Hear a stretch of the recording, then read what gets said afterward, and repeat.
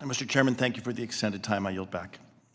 The gentleman's time has expired. I recognize myself for 5 minutes. Ambassador Tai, I'm concerned about the total lack of ambition from this administration on trade policy.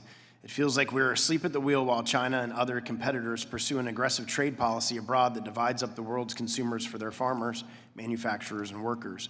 Whether it be efforts to make trade woke or surrendering U.S. leadership on digital trade, the Biden administration has put progressive activists at the center of the president's trade agenda, all while creating a void that is allowing China to pursue an aggressive global trade that undermines our economic interests and national security. We need our tariff policy to make sense. I want to take a quick moment to highlight two companies with domestic manufacturing in my district. One is the Brunswick Corporation, the largest recreational boating company in the world. The other is ASO, the largest manufacturer of adhesive bandages in the United States, producing over 3 billion bandages a year. I will note with other colleagues, it was actually a letter Mr. Schneider and I did together. We sent a bipartisan letter to you on December 22nd, 2023 about Brunswick and the issues they're facing in my district and others. And the response from your office really didn't address the issues. We need action taken now. I will submit both the letter we sent, Mr. Schneider and I sent, as well as the letter that you replied with for the record. Back to these two companies creating jobs in my district. Both of these companies are major domestic job creators, yet have difficulty acquiring materials and resources in the United States, requiring them to acquire limited raw supplies from China to bring to our country to manufacture with U.S. jobs. For Brunswick, their competitors are all from Japan and not subject to these tariffs, but are put at an unfair advantage with foreign competition despite being the company creating jobs right here at home. For ASO, their competitors produce their bandages in China or Brazil and import products ready for distribution using the same fabric ASO does and are not subject to the duties and taxes placed on this U.S. company. U.S. policy focus on these companies hampers domestic production, potentially at the expense of American workers, while having little to no meaningful impact on addressing unfair Chinese trade practices.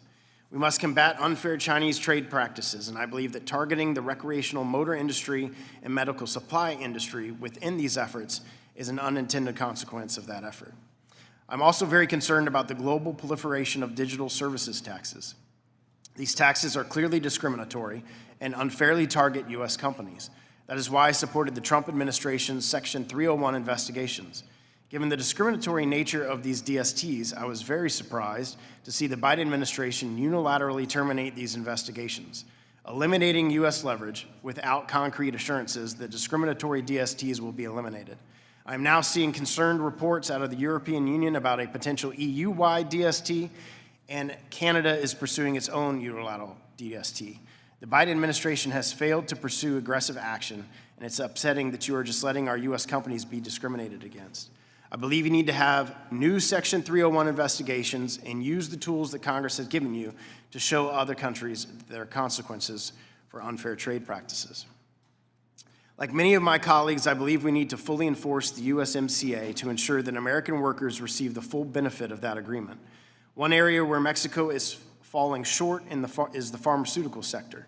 Mexico has yet to fully implement key commitments in the USMCA intellectual property chapter and continues to delay regulatory approval and therefore market access for innovative medicines.